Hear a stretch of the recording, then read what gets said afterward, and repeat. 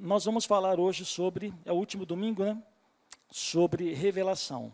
É um tema muito bom, é um tema muito legal, que fala de coisas ocultas, que nós não sabíamos, mas muitas delas acabam fazendo sentido para nós.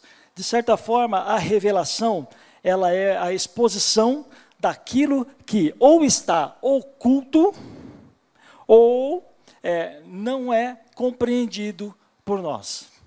Eu vou dar um exemplo para você entender melhor sobre uma coisa que está oculta.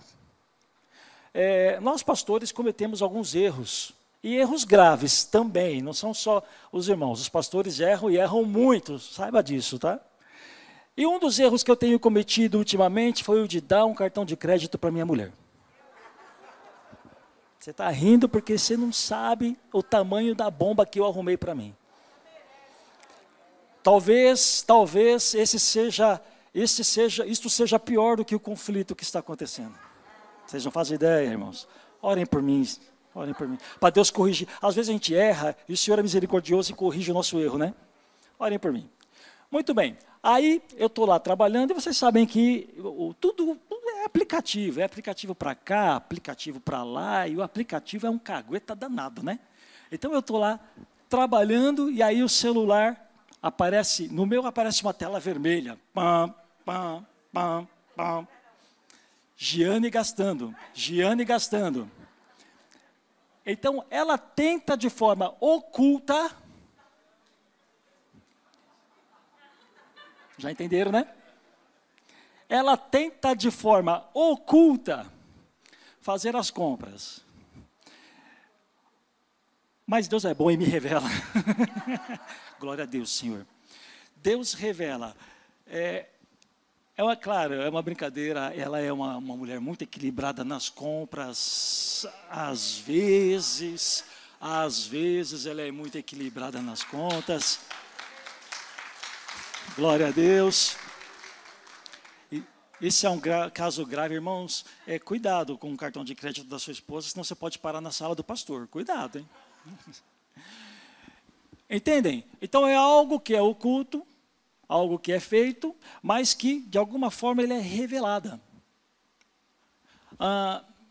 Eu dei um exemplo da vida cotidiana. Eu vou dar um exemplo agora de um caso mais relativo à nossa vida cristã, a Bíblia. Mais relativo à Bíblia. Deixa eu ler aqui. Que a idade já não está me ajudando, né? A parábola das figueiras. Abra sua Bíblia, por favor, em Mateus capítulo 24. Mateus capítulo 24, verso 32 e 33.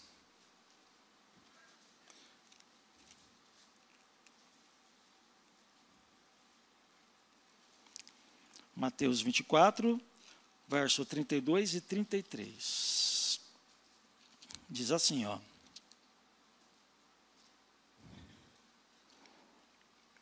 Aprendam a lição da figueira. Quando seus ramos se renovam e as suas folhas começam a brotar, vocês sabem que o verão está próximo.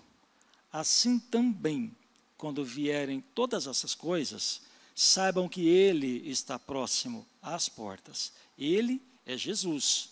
Esse texto fala sobre acontecimentos que vão anteceder a volta de Jesus. Nós vamos falar sobre a volta dele um pouquinho mais tarde. Ainda hoje, um pouquinho mais tarde. Mas esse texto fala sobre isso, sobre sinais que devem acontecer, evidenciando que o Senhor está às portas. É o que está escrito aqui nesse texto. Agora, imagine o seguinte, hoje você consegue entender esse texto. E eu vou mostrar para vocês de que forma que esse texto é revelado.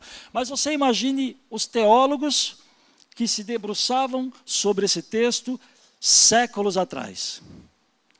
Não havia um entendimento integral, um bom entendimento sobre esta passagem, porque não havia ainda a revelação. O que nós temos aqui é uma profecia, é um ensinamento que o Senhor Jesus nos deu.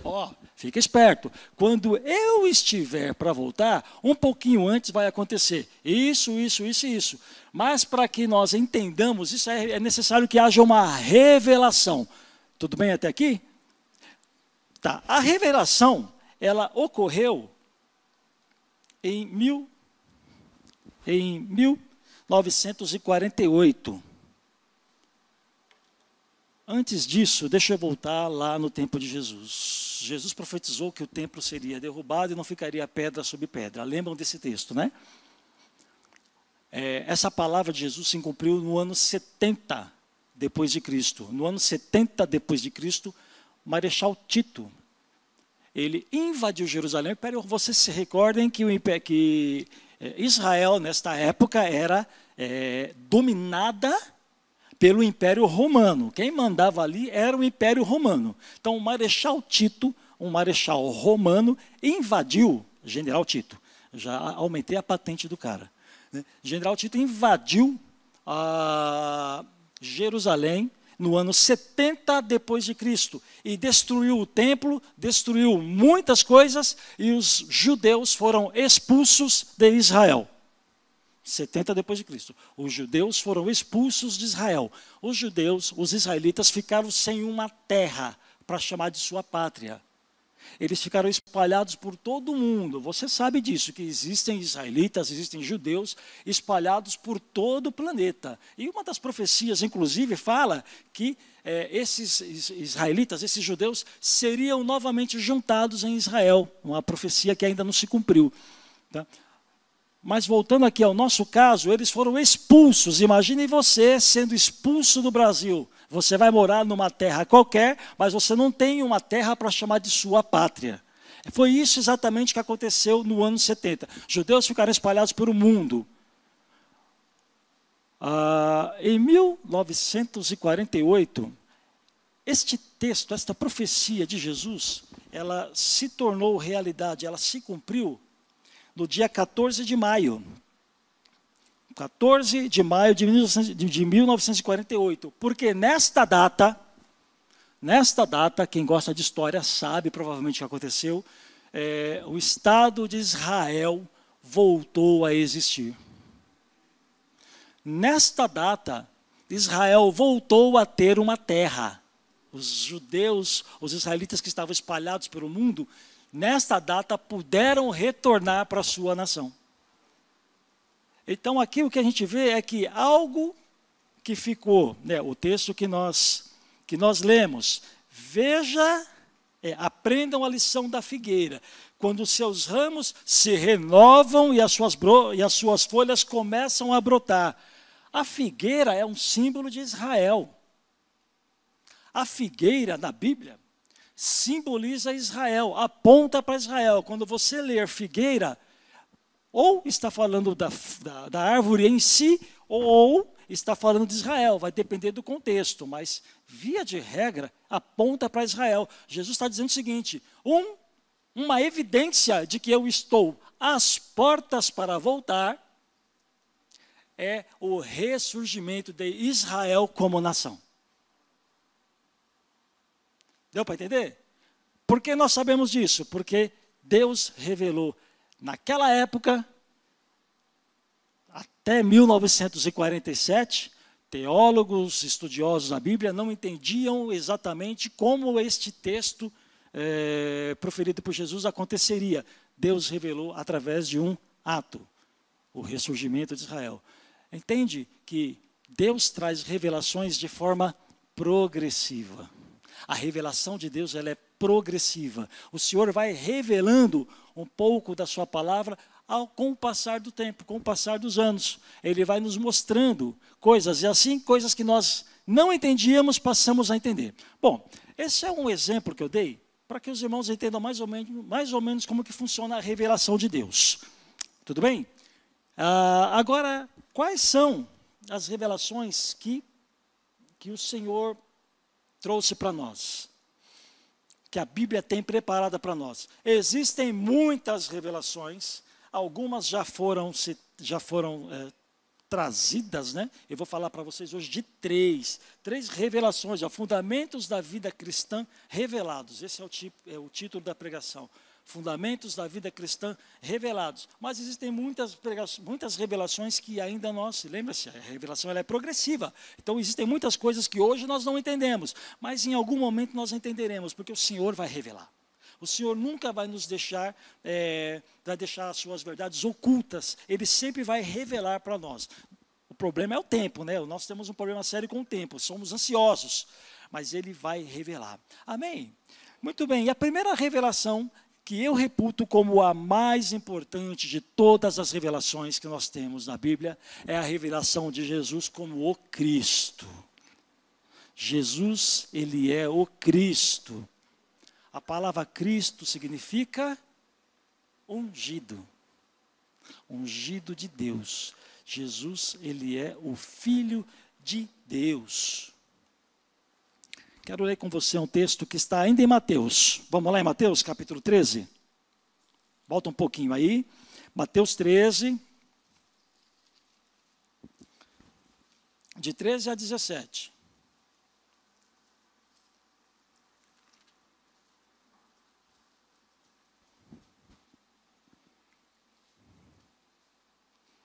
Mateus 13, de 13 a 17, diz assim, olha.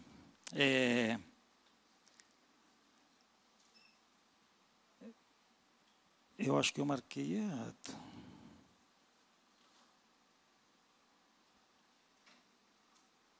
Ah, meus irmãos, eu consegui marcar errado. Mateus 13. Bom, tudo bem, eu vou contar a história para vocês. Eu marquei errado e agora não me recordo, mas eu vou contar a história para vocês. A revelação do Cristo. Há um texto em que Jesus, ele está caminhando com seus discípulos. Depois, se os irmãos encontrarem aí, me alertem para que eu possa dizer a todos, tá? Jesus está caminhando com seus discípulos. Em determinado momento, ele para e aí ele pergunta para os seus discípulos: o que o povo diz a meu respeito? Aí os discípulos responderam: bom, uns dizem que você é o profeta, outros dizem que você é um líder. Cada um foi dando a sua opinião a respeito de Jesus, né? Cada um foi falando o que o povo dizia a respeito de Jesus. Elias, João Batista. Aí Jesus encurralou. E você? Mateus 16. Mateus 16. Errei aqui, ó. Então agora eu vou ler com vocês. Mateus 16, eu errei, eu coloquei 13, tá? Então, Mateus 16, 13. Chegando Jesus à região de Cesareia de Filipe, perguntou aos seus discípulos: quem os outros dizem que o Filho do Homem é? Eles responderam: alguns dizem que é João Batista, outros Elias, e ainda outros Jeremias, ou um dos profetas. E vocês? Perguntou ele. Quem vocês dizem que eu sou? Simão Pedro respondeu: tu és o Cristo, o Filho do Deus vivo. Respondeu Jesus: feliz é você, Simão, filho de Jonas, porque isto não lhe foi revelado por carne ou sangue, mas por meu Pai que está nos céus. Por que essa revelação é tão importante? Mais importante do que você imagina. Existe na história um período que ele é chamado de o período do silêncio. Já ouviram falar? Período de silêncio. O que é o período do silêncio? Deus ia falando com os seus filhos e eles iam escrevendo. Então, a Bíblia, o Antigo Testamento, surgiu dessa forma. Deus ia falando, os seus profetas, Moisés, e toda aquela turma que escreveu o Antigo Testamento, eles iam escrevendo. Mas houve um momento que Deus parou de falar.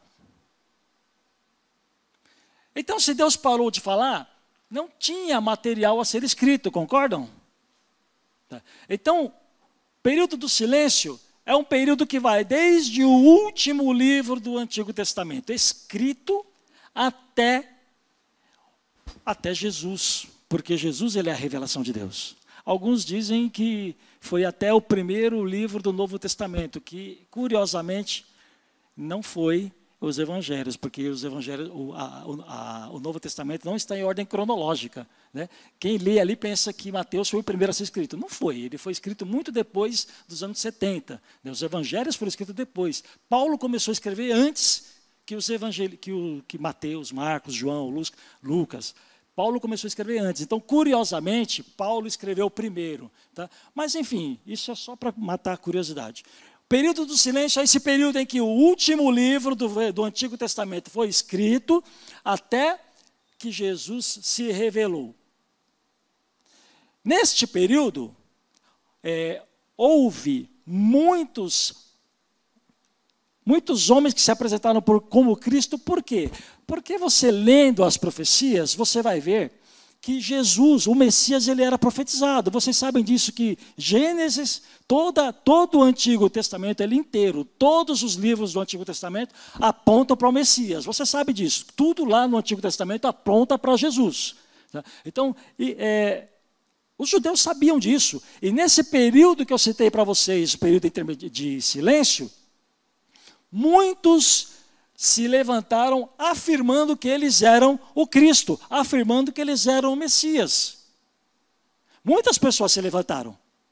Então, quando você chega, deu para entender? Isso é para contextualizar. Então, era isso que o judeu tinha na mente. Quando Jesus conversou com esses homens, quem vocês acham que eu sou? Ele estava falando a respeito disso. Escuta, vem cá.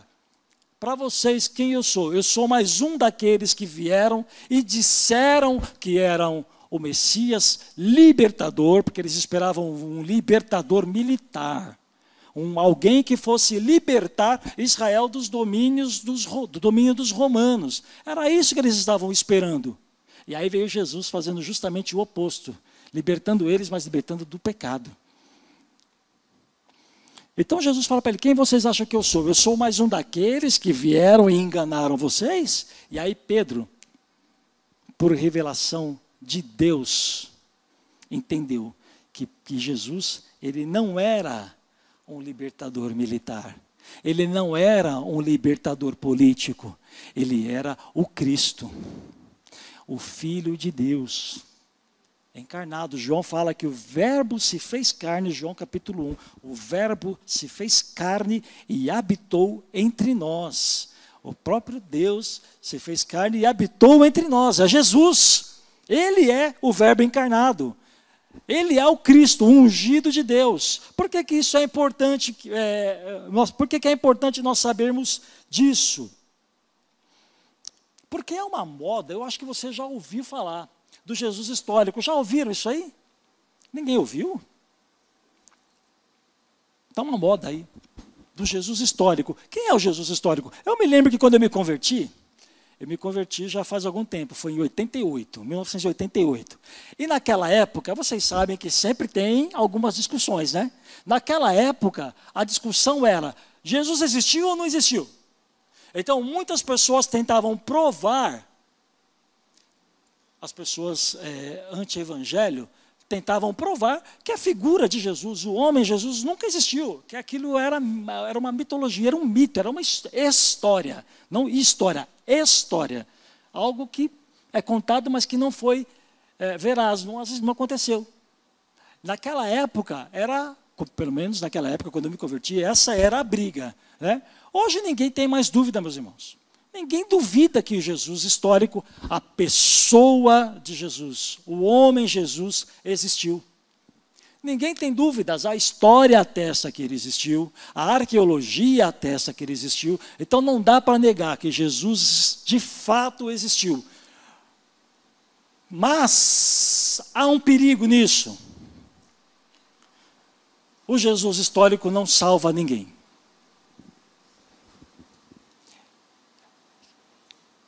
Historiadores acreditam no Jesus histórico, no homem que existiu. Mas eles são salvos porque acreditam que Jesus existiu? Não são salvos porque Jesus existiu, porque acreditam nisso. Arqueólogos acreditam que Jesus existiu. Eles são salvos por causa disso? Não são salvos por causa disso. Filósofos acreditam que o Jesus histórico existiu. Mas eles são salvos? De jeito nenhum. Porque esta é apenas uma face de Jesus, o homem. Mas a Bíblia nos fala que ele não é apenas um homem, mas ele é Deus também. Quando você vai em Filipenses, no capítulo 2, versículo 5, o que você enxerga é isso, que ele abriu mão da sua glória. Ele é 100% homem, mas também é 100% Deus. Então, quando você crê em um Jesus apenas homem, se você acredita que é salvo por causa disso, você está enganado. Você não é salvo. Você precisa crer que Jesus não é apenas 100% homem, mas ele também é 100% Deus, que morreu no seu lugar. Ele é o próprio Deus encarnado que abriu mão da sua glória e resolveu morrer no seu lugar para dar salvação para você. Dá para entender? Então, a primeira pergunta que eu te faço hoje é essa. Como é que você enxerga Jesus? Quem é Jesus para você? Ele é a pessoa que resolve os seus problemas? Ele é a pessoa que traz cura para você? Ele é a pessoa que traz paz para você?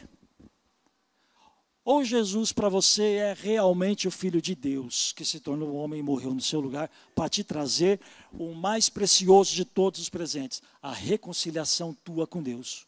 Quem é Jesus para você?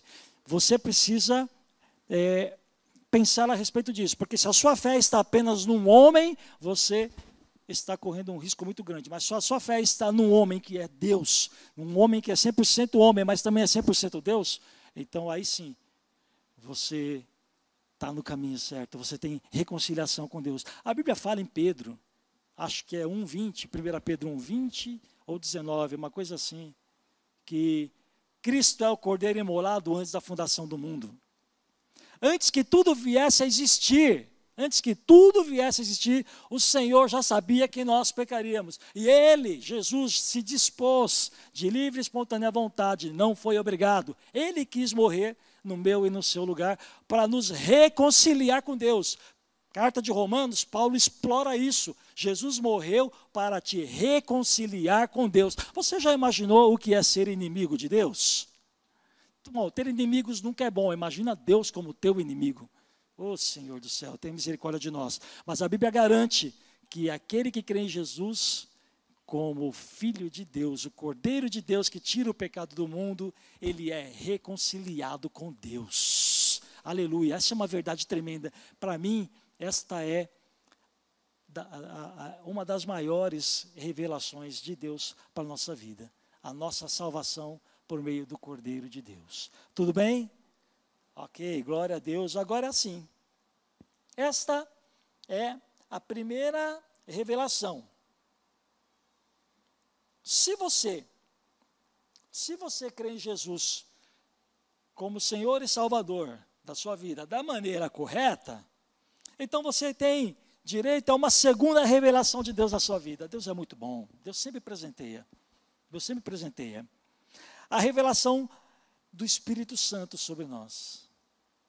Eu quero que você abra comigo o texto de Joel, capítulo 2.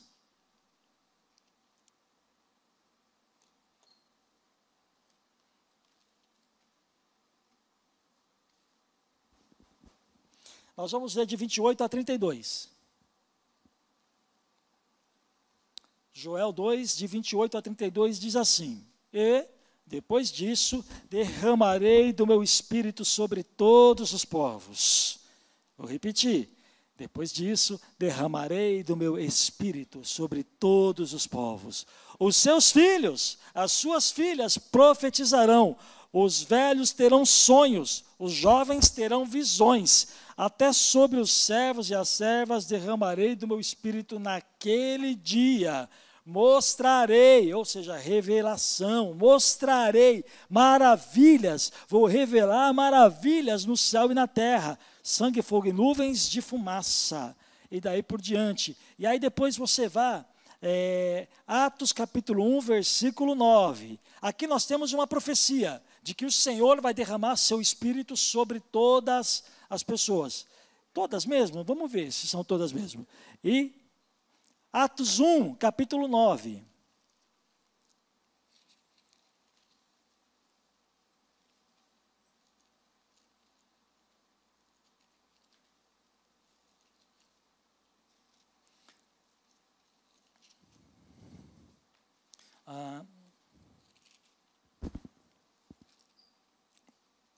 Atos 1, 9 diz assim, cadê? Tendo dito isso, eu vou ler tudo, meus irmãos, eu vou ler tudo para você entender melhor. A partir do versículo 3. Depois do seu sofrimento, Jesus apresentou-se a eles e deu-lhes muitas provas indiscutíveis de que estava vivo. Apareceu-lhes por um período de 40 dias, falando-lhes acerca do reino de Deus. Certa ocasião, enquanto comia com eles, deu-lhes esta ordem: não saiam de Jerusalém, mas esperem pela promessa. Que promessa? Essa que nós lemos agora, que está em Joel. Esta era a promessa, a vinda do Espírito Santo. Tá? Não saiam de Jerusalém, mas esperem pela promessa de meu Pai, da qual lhes falei. Pois João batizou com água, mas dentro de poucos dias vocês serão batizados com o Espírito Santo. Então os que estavam reunidos lhe perguntaram: Senhor, é neste tempo que vais restaurar o reino a Israel? Ele lhes respondeu: não lhes compete saber os tempos ou as datas que o Pai estabeleceu pela sua própria autoridade, mas receberão poder quando o Espírito Santo descer sobre vocês. E serão minhas testemunhas, tanto em Jerusalém, como em toda a Judéia, Samaria e até os confins da terra. É até aí, o versículo 9 eu vou deixar para depois. O que nós vemos aqui é novamente uma repetição da promessa que foi feita por Deus lá em Joel. Joel profetizou que Deus derramaria do seu Espírito sobre toda a carne. Jesus, ele atestou, lembra da profecia? Aquela profecia está válida, ninguém entendeu ainda, porque não chegou o tempo, mas aquela profecia está válida. Vocês esperem em Jerusalém, porque vocês receberão o Espírito Santo de Deus. Só pode receber o Espírito Santo de Deus aquele que crê em Cristo, como eu mencionei na primeira revelação. Jesus como Filho de Deus, que morreu e ressuscitou. Quem não crê em Jesus dessa forma não pode receber a segunda revelação, que é o Espírito Santo. Aí, olha que interessante. Opa. É engraçado, né? Se eu colocar o óculos, eu não enxergo os irmãos. Se eu tirar o óculos, eu não enxergo a Bíblia. Estou lascado. Esse texto se cumpriu quando os crentes em Jesus foram cheios do Espírito Santo no capítulo 2, versículo 4. Vou ler para vocês. Capítulo 2, versículo 4. Todos ficaram cheios, eu vou ler de novo, a partir do versículo 1. Chegando o dia de Pentecoste, todos estavam reunidos num só lugar. De repente veio do céu um som, como de um vento muito forte, e encheu toda a casa na qual estavam assentados. E viram o que parecia línguas de fogo, que se separaram e pousaram sobre cada um deles. Todos ficaram cheios do Espírito Santo e começaram a falar noutras línguas, conforme o Espírito os capacitava. Então aqui nós temos o cumprimento da profecia. Aqui está a revelação. Algo que ficou oculto, agora sim conseguimos entender. O Espírito Santo vindo sobre eles e enchendo cada um deles. Você tem direito a isso. O Espírito Santo está em você no momento em que você crê em Jesus como Senhor e Salvador. Sabia disto? Eu não estou falando do batismo com o Espírito Santo, eu estou falando da pessoa do Espírito Santo. Quando você crê em Jesus, de forma automática, duas coisas acontecem com você. Você passa a ser salvo, ou seja, você é reconciliado com Deus.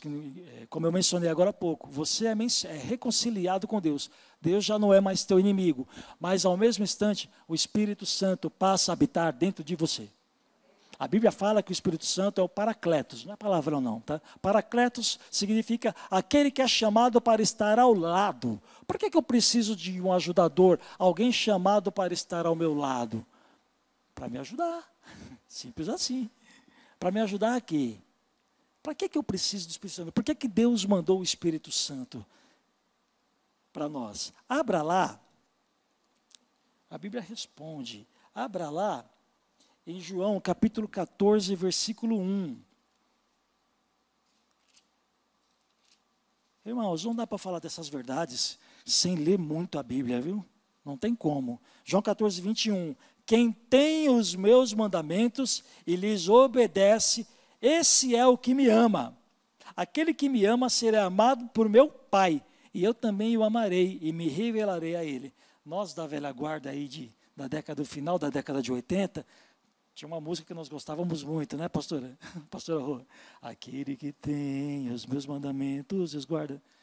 Não vão embora. Quando eu canto, eu espanto. Calma, fica aí.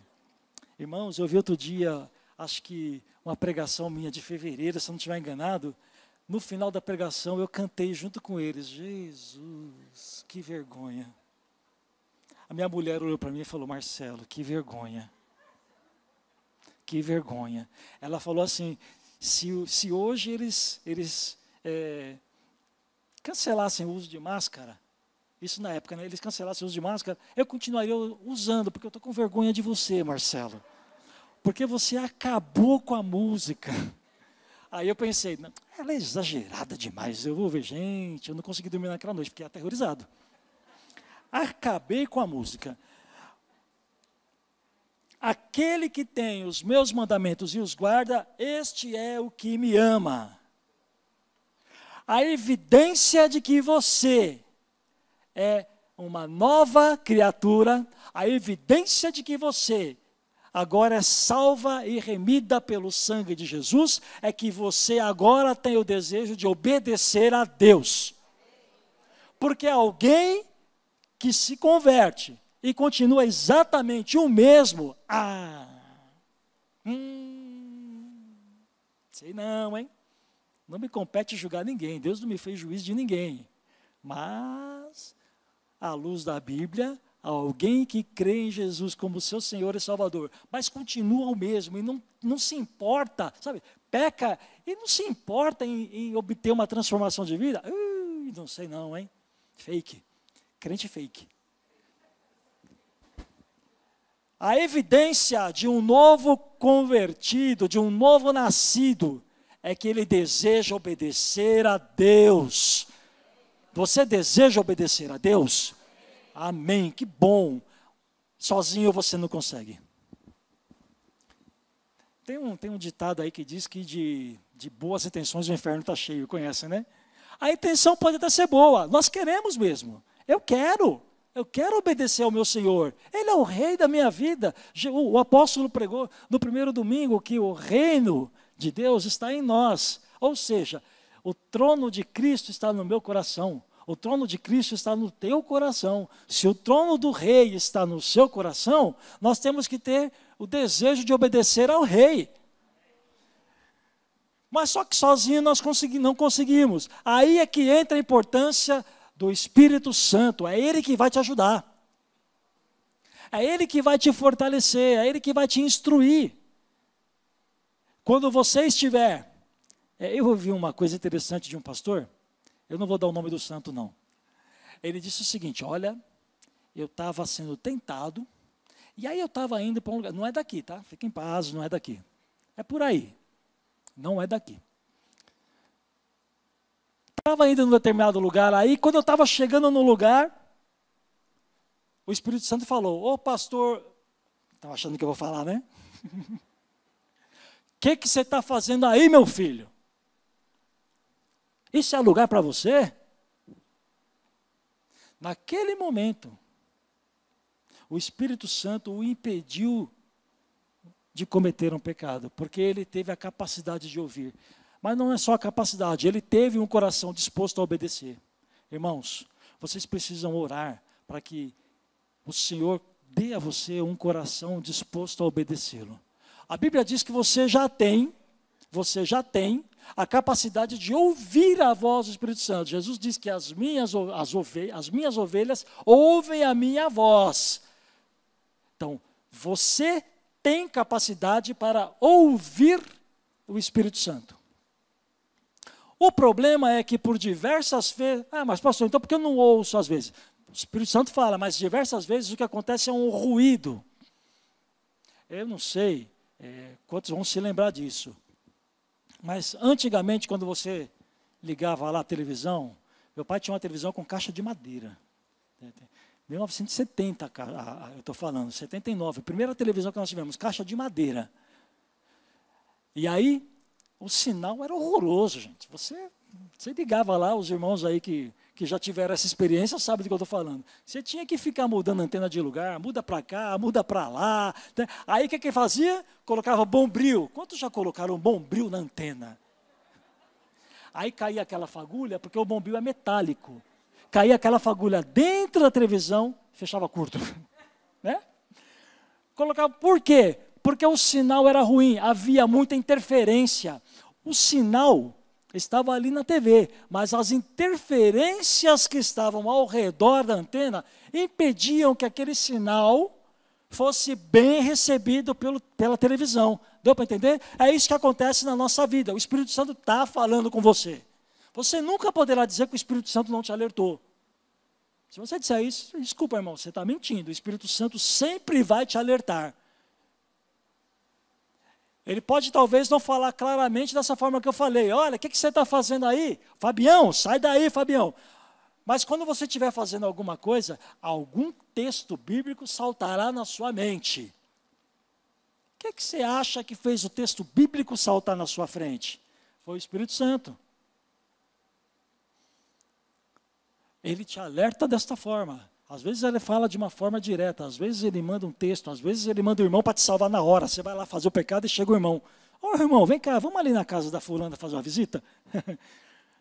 O Senhor sempre vai te falar. Ou seja, irmãos, se você pecar, é porque você quis. Ok? Quando nós vamos no texto de Gênesis, nós vemos que Eva tomou do fruto. O diabo bolou o maior esquema, né? Bolou o maior teatro para derrubá-la. Mas a palavra de Deus é bem clara. Eva tomou do fruto. O diabo não colocou, a serpente lá, não colocou na boca dela. Tomou do fruto e comeu. Então, sempre que nós pecamos, a culpa é nossa. Sempre nossa. Jesus mostrou em Mateus 4, salvo engano, que quando o diabo nos tenta, nós podemos vencê-lo por meio da palavra. Jesus, se você recordar o início do capítulo 4, Jesus foi conduzido ao deserto por quem? Pelo Espírito de Deus. O Espírito o conduziu e o Espírito estava com ele. Se eu falei que Jesus, mesmo sendo Deus, abriu mão da sua divindade, abriu mão da sua glória, como está lá em Filipenses capítulo 2, então quem foi que ajudou Jesus a vencer a tentação no deserto? O Espírito Santo. E como que Jesus venceu as tentações do diabo ali no deserto? Usando a palavra de Deus.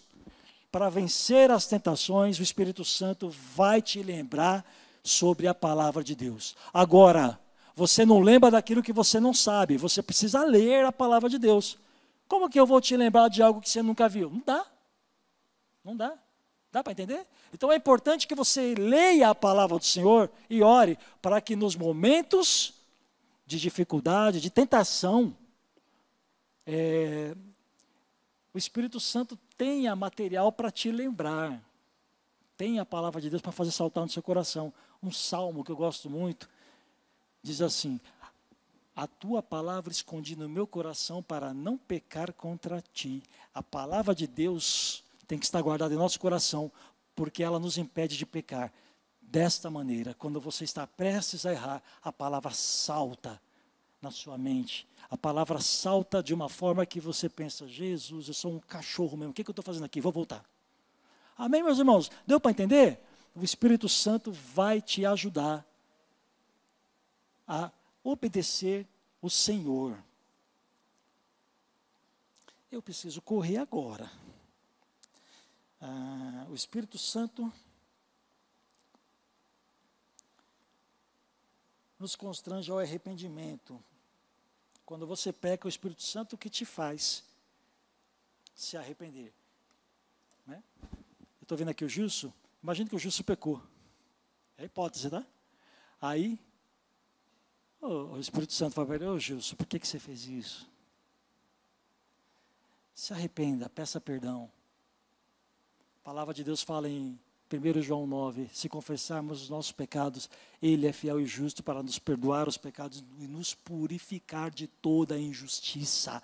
Não importa o pecado que você cometeu, se você se arrepender, Deus vai te perdoar. Mas não se engane, as consequências ficam, tá? Não se engane, você será perdoado, as consequências ficam. Mas Deus é tão bom que Ele vai te ajudar a lidar com as consequências. Essa é a segunda revelação de Deus, o Espírito Santo na tua vida para te ajudar a obedecer ao Senhor. E nós temos uma terceira revelação. Uma terceira revelação que está em Atos 1:9, que eu ia ler e mudei a estratégia. Vou ler agora. Atos 1:9 diz assim, ó. Tendo dito isso, lembra do texto, né? Jesus estava subindo aos céus, né? Tendo dito isso, foi elevado às alturas enquanto eles olhavam, e uma nuvem o encobriu da vista deles. E eles ficaram com os olhos fixos no céu. Ficaram com os olhos fixos no céu. Não, errei tudo. Tendo dito isso, foi elevado às alturas enquanto eles olhavam. E uma nuvem o encobriu da vista dele. E eles ficaram com os olhos fixos no céu, tá certo, enquanto ele subia. De repente, surgiram diante deles 2 homens vestidos de branco, que lhes disseram: Galileus, por que vocês estão olhando para o céu? Este mesmo Jesus, que dentre vocês foi elevado aos céus, voltará da mesma forma como o viram subir. Essa é uma terceira revelação que nós, como filhos do Senhor, precisamos crer. Ele vai voltar.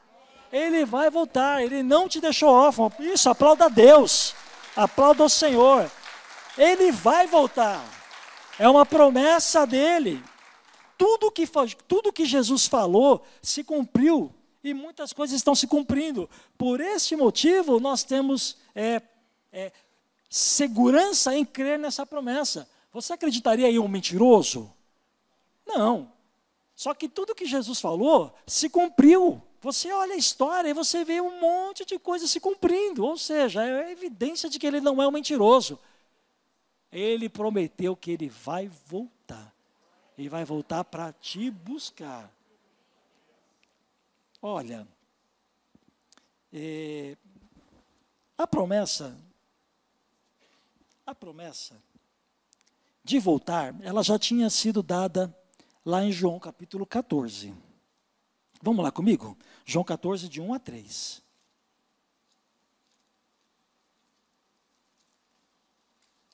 João 14, de 1 a 3.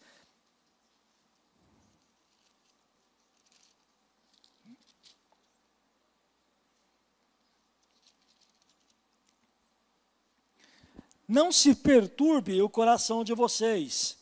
Creiam em Deus. Creiam também em mim. Na casa do meu Pai há muitos aposentos. Se não fosse assim, eu lhes teria dito: vou preparar-lhes lugar. Vou preparar-lhes lugar.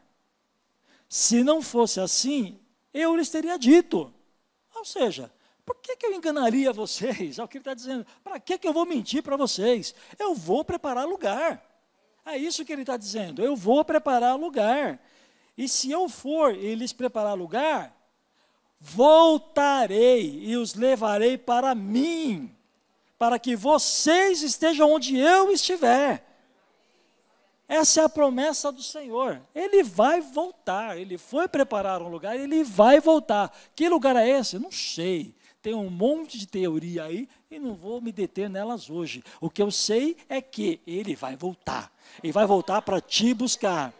Aleluia! Agora veja, se Jesus havia profetizado isso, por que foi necessário que na subida de Jesus, ali que nós lemos em Atos, por que foi necessário que os anjos voltassem a reafirmar uma promessa dele? Tem gente que não gosta de despedidas. Tem gente que se sente mal em despedidas. Sabe quando você vai na casa de um parente que você não vê há muito tempo e você gosta muito dele? Na hora de ir embora, quem fica triste e chateado? Levanta a mão, deixa eu ver. Não, não é possível. Vocês não gostam dos seus parentes? Jesus! Ah, Senhor. A minha mulher, quando se despede, fica inconsolável. Precisa orar para o Espírito Santo consolar o coração dela. Porque bate uma tristeza, né? Em alguns bate uma tristeza. Eu tive o privilégio, o Senhor nos abençoou, eu passei uma semana lá em Fortaleza. Semana retrasada, ou há 15 dias atrás, não sei. Aquele lugar é bom demais. Oh, Deus. Comer peixe e macaxeira todo dia, com o pé dentro da água. Oh, vida ruim. Mas a vida continua, eu tive que voltar. Para mim, tudo bem, sem problema, vamos lá para a briga. Mas, gente, minha mulher ficou inconsolável. Se despedir daquele lugar, para ela foi uma tristeza, foi uma tortura terrível. Né? Isso acontece com a gente. Às vezes, quando nós nos despedimos de algumas pessoas ou de algumas coisas, é uma tristeza terrível. Não é verdade? Você já se despediu de alguma coisa e você ficou mal, muito mal? Vocês imaginam então o seguinte, os discípulos andando com Jesus durante cerca de 3 anos e meio, ouvindo tantas promessas dele, e de repente esse Jesus vai para o céu, na frente dele. Imagine a tristeza dos discípulos. A tristeza te impede de andar, sabia? A tristeza te impede de progredir. Não é à toa que nós temos uma quantidade absurda hoje no mundo inteiro de pessoas que estão lutando contra a depressão. Tristeza profunda. Tristeza profunda. A tristeza faz nós perdermos o ânimo até para viver. A tristeza nos faz voltar atrás. Ponha-se no lugar desses discípulos. Agora, imagine que você é um deles. Jesus te prometeu um monte de coisa e agora ele está subindo. Com certeza você pensaria, acabou. Agora acabou. Agora eu volto para a minha vida. Faz igual eu, volta de Fortaleza, a vida normal. Para eles, acabou. Agora acabou tudo. Nós vivemos 3 anos e meio de sonho. Agora acabou. Deus é tão precioso, tão cuidadoso com você, com os discípulos e com você, que naquele exato momento ele não deu tempo para que a tristeza se entrasse no coração deles. Ó, presta atenção aqui, o anjo falou. Por que vocês estão tristes? Esse Jesus aí, ó, esse aí que prometeu esse monte de coisa para vocês, esse Jesus que vocês estão vendo subir, ele vai voltar. Ele vai voltar porque ele prometeu. Lembra que ele falou para vocês que ele ia voltar? Ele vai voltar, ele prometeu. Não fiquem tristes, não se turbem o vosso coração, não se perturbem, não se entristeçam. Caminhem no Senhor, caminhem na palavra de Deus, porque vale a pena, ele vai voltar para te levar. Você sabe qual é o... Aleluia, glória a Deus. Glória ao teu nome, Jesus. Aleluia. Aleluia. Vale a pena esperar, vale a pena servir ao Senhor, porque Ele vai voltar para trazer vocês. Como que Ele vai voltar? Olha lá, Tessalonicenses capítulo 4, eu já estou concluindo, já, tá? Se os irmãos puderem me ajudar aqui, a turma do louvor. 1 Tessalonicenses 4, 9. 1 Tessalonicenses 4, 9.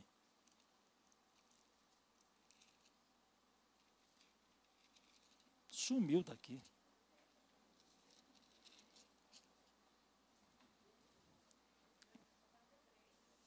Quatro, 9. Eu vou ler para vocês esse texto, fantástico.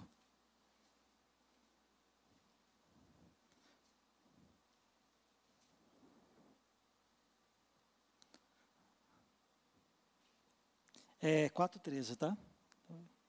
4:13. Ontem eu estava magnífico, né? Vocês perceberam para passar os versículos, né? Irmãos, isso aqui é o apóstolo Paulo, trazendo instruções acerca da volta do Senhor. Irmãos, não queremos que vocês sejam ignorantes. Ignorante aqui é aquele que desconhece, tá? É aquele que desconhece. Não queremos que vocês sejam ignorantes quanto aos que dormem. Dormir aqui é uma figura de linguagem. Fala sobre aqueles que morreram, que já estão mortos.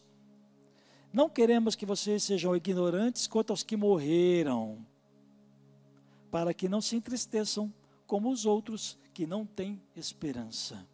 Se cremos que Jesus morreu e ressurgiu, cremos também que Deus trará mediante Jesus e com ele aqueles que nele dormiram. Dizemos a vocês, pela palavra do Senhor, que nós, os que estivermos vivos, os que ficarmos até a vinda do Senhor, certamente não precederemos os que dormem, pois, dada a ordem, com a voz do arcanjo e o ressoar da trombeta de Deus,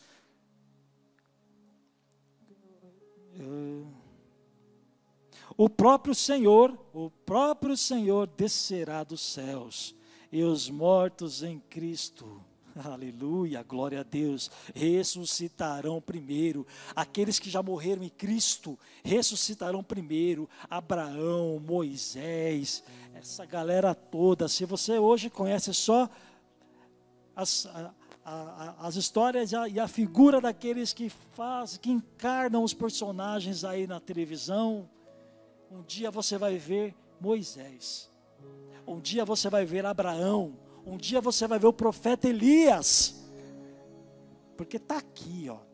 Eu acredito até na capa da Bíblia, meus irmãos. Está aqui. Os mortos em Cristo ressuscitarão primeiro.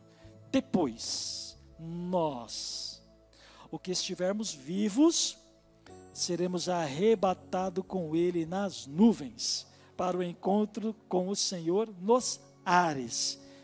E assim estaremos com o Senhor para sempre. Para sempre. Glória a Deus. Aí vem um alerta do Senhor. Console-se uns aos outros com esta palavra. Console-se uns aos outros. Esse mundo é injusto? Claro que é.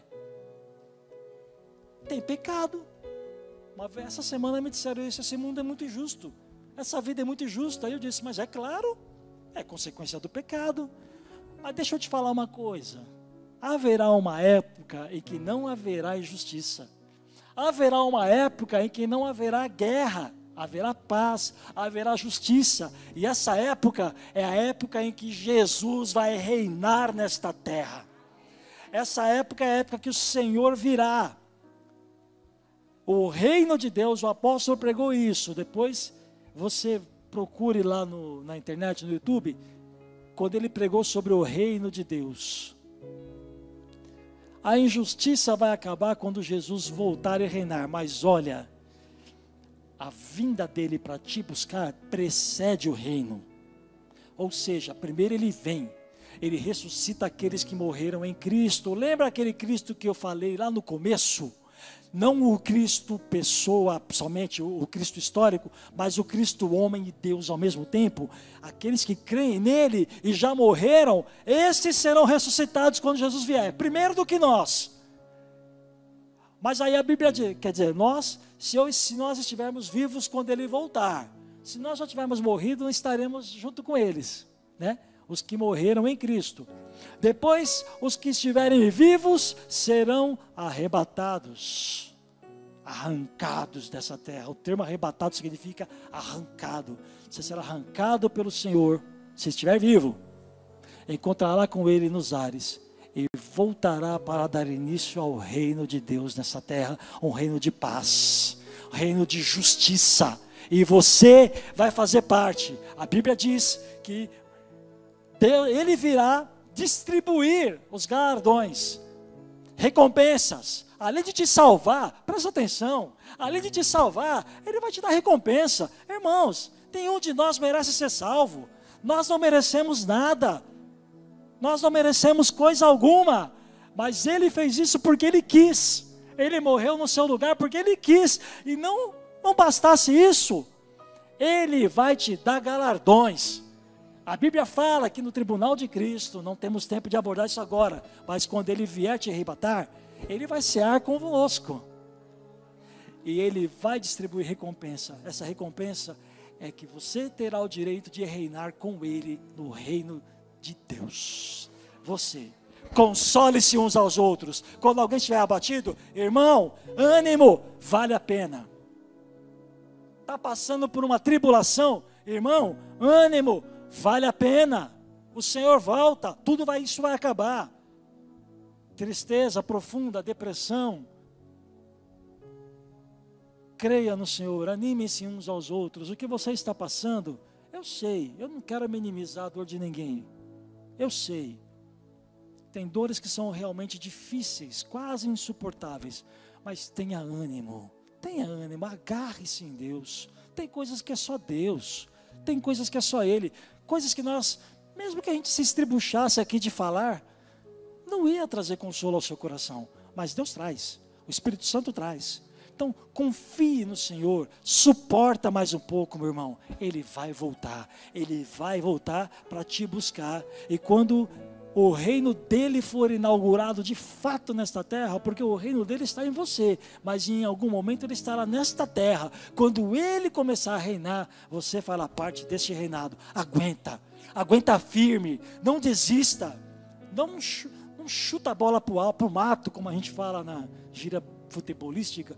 Não chuta a bola para o mato, aguenta firme no Senhor. Amém? Coloque-se em pé.